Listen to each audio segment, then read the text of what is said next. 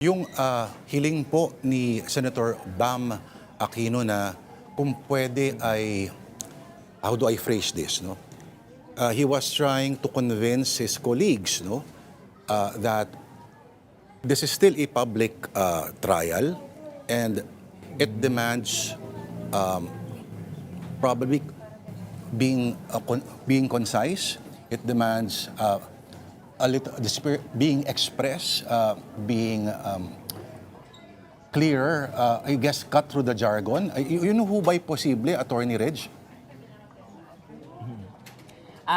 Katulad ng mga alam nyo na, no, na ilang taon na rin naman natin pinag-aaralan tong impeachment, mga proceedings na to.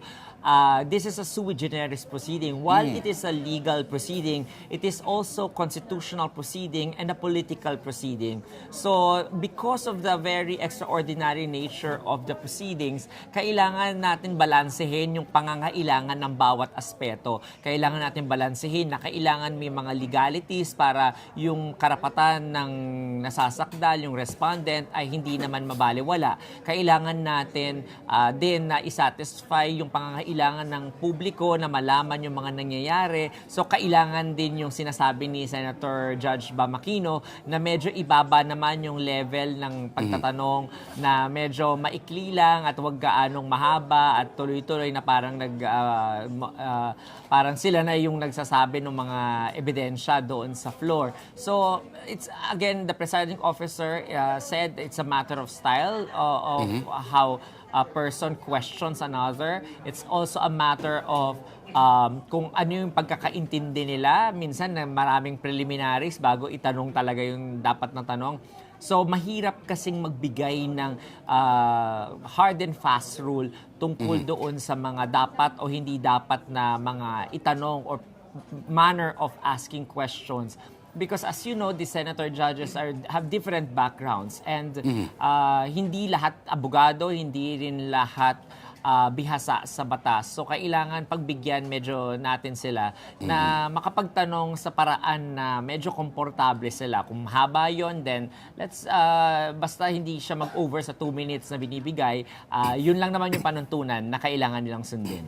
Opo, kasi sinasabi nila, ang impeachment ay hindi naman siya criminal trial, ano? Pero nakikita po natin mapagbusisi doon sa mga markings, no? Sa mga Roman numerals A, hindi ito yung hawak mo, mga ganyan po. Pero dito papasok po talaga yung, siguro yung wisdom po ng presiding officer, Sir Reggie. Tama ka dyan, no? Kaya yung pag-implement ng wisdom na yon has to come from different parts of his background. Kailangan isipin ng presiding officer yung anong nakalagay sa batas. Kailangan niyang isipin yung pangangailangan ng panahon na yon o ng kaso na yon. Kailangan niya rin isipin yung pangangailangan ng mga parties, pati ng mga senator judges. So lahat yun sabay-sabay in an instant he has to decide on. Kaya minsan makikita mo na talagang liberal siya kasi nga para mas maihayag ng bawat parties yung kanilang mga ebidensya sa publiko dahil hindi lamang naman tayo ginajudge ng mga senator judges, no, yung kaso. Ginajudge din ng publiko yung kaso mismo, pati yung mga senator judges sinajudge din ng publiko because of the political nature of these proceedings.